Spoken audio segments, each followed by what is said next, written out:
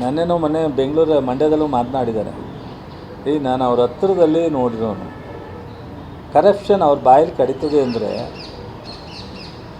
ನಾನು ಉಪಯೋಗಿಸಿದ್ರೆ ಅದು ಏನೇನೋ ಆಗುತ್ತೆ. ನಮಗೆ ನನ್ನ ಹತ್ರ ಇರೋ ಯಾರು ಸ್ನೇಹಿತರು ಅಂಥ ಪದಗಳನ್ನ ಉಪಯೋಗಿಸೋಕ್ಕೆ ಒಪ್ಪಕ್ಕಲ್ಲ. ನಮಗೂ ಬರುತ್ತೆ ಭಾಷೆ, ಬಟ್ ನಮಗೆ ಯಾರೂ ಒಪ್ಪಲ್ಲ.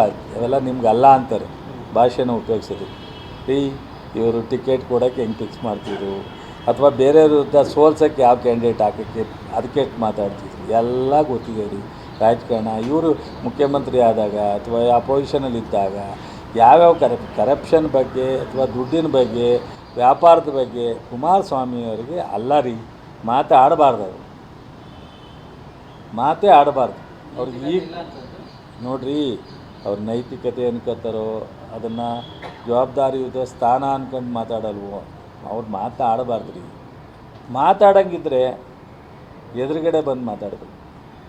ಈಗ ನಮ್ಗೆ ಅಸೆಂಬ್ಲಿಲಿ ಅವಕಾಶ ಇಲ್ಲ ಅವ್ರಿಗೆ, ಅವ್ರು ಕೇಂದ್ರಕ್ಕೆ ಹೋಗ್ಬಿಟ್ಟಿದ್ದಾರೆ, ನಾವು ಇಲ್ಲಿದ್ದೀವಿ. ಅಸೆಂಬ್ಲಿಲಿ ಚರ್ಚೆ ಮಾಡೋಕ್ಕಾಗಲ್ಲ ಅವರು. ನಿಮ್ಮಂಗೆ ನಾನು 2-3 ಸಲ ಹೇಳಿದ್ದೆ ಒಂದು ಯಾವ್ದಾರ ಟಿ ವಿ ಅಂತ. ಈಗ ನಮ್ಮ ಮುಖ್ಯಮಂತ್ರಿಯನ್ನ ಕಳಿಸಲ್ಲಪ್ಪ. ಆ ಥರ ಚರ್ಚೆ ಮಾಡೋದಾದರೆ ನಾನು ಬರ್ತೀನಿ, ನಾನು ಒಬ್ಬನೇ ಬರ್ತೀನಿ, ಅವರು ಒಬ್ಬರೇ ಬರಲಿ, ಅಥವಾ ಅವ್ರು 4 ಜನ ಕರ್ಕೊಂಬಲ್ಲಿ ನಾನು ಒಬ್ಬನೇ ಬರ್ತೀನಿ. ನನಗೆ ಇನ್ಯಾರ ಕರ್ಕೊಂಬರ್ಬೇಕು ಅದು ಅವರೇ ಸೂಚನೆ ಕೊಟ್ಟರೆ ಕರ್ಕೊಂಬರ್ತೀನಿ, ಚರ್ಚೆ ಮಾಡೋಣ. 4 ಜನ ಟಿ ವಿ ಅವ್ರ ಮುಂದೆ ಚರ್ಚೆ ಮಾಡೋಣ.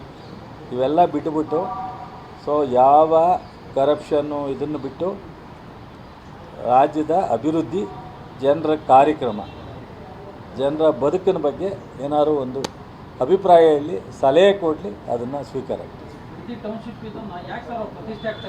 ಪ್ರತಿಷ್ಠೆ ಆಗಿ ತಗೊಂಡಿಲ್ಲ, ಇದು ಮಾಡೋದು ಸೂಕ್ತ ಅಂತ ಹಲವಾರು ಒಪಿನಿಯನ್ ಬಂದಾಗ ಮಾಡಿದೆ.